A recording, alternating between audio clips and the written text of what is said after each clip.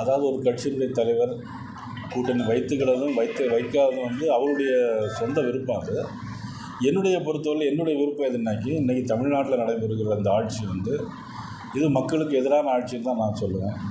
இந்த ஆட்சியை அகற்றணும் அப்படின்னாக்கி எல்லாரும் ஓரணியில் சேர்ந்தால் அதுக்குடைய வாய்ப்புகள் அதிகமாக இருக்கும்.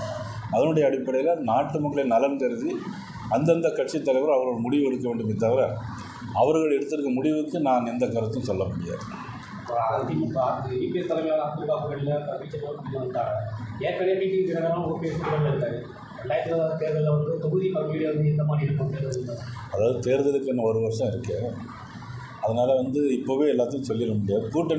கூட்டணியில் இருக்கிறது மட்டும்தான் நம்ம சொல்ல முடியும். அது ஒரு பேச்சுவார்த்தை நடக்கும்போது யார் யாருக்கு எந்தெந்த தொகுதி எத்தனை சீட்டு அப்படிங்கிறத அந்த தேர்தல் கூட்டணி ஆரம்பித்தவங்க நம்ம சொல்லிடணும். அதுக்குள்ள நீங்கள் ரொம்ப அவசரமாக இருக்கிறீங்க, கொஞ்சம் பொறுமையாக இருங்க, பார்த்துக்கிட்டு நம்ம ஓபிஎஸ் கூப்பிடல அப்படின்னு வருத்தம் அப்படின்னு ஓபிஎஸ் செய்ய ஆரம்பிச்சிருக்காரு. இன்னைக்கு கூப்பிடாத வருத்தமாக இருக்குது அப்படின்னு சொல்லியிருக்காரு. கூட்டணியில் இருக்காரு இல்லை, அன்னைக்கு அவர் கூட்டணியில் இருக்கிறாரு, அதில் ஒன்றும் சந்தேகம் இல்லை. ஏன்னா அன்னைக்கு உள்ள சூழ்நிலை வந்து அங்கே பேச்சுவார்த்தைக்கு வந்துடும். அவர் வந்தது வேறு விஷயம். அதுக்கப்புறம் ஒரு நண்பருடைய வீட்டுக்கு போனாங்க. அதுக்கு பிறகு இதை வந்தனால இது பேசி முடித்தாங்க.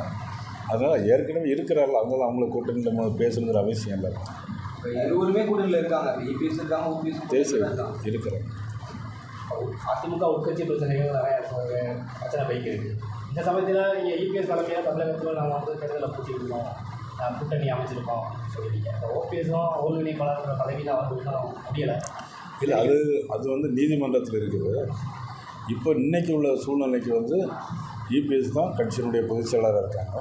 அது முடிந்த பிறகு நம்ம அதை பற்றி பேசிக்கலாம்.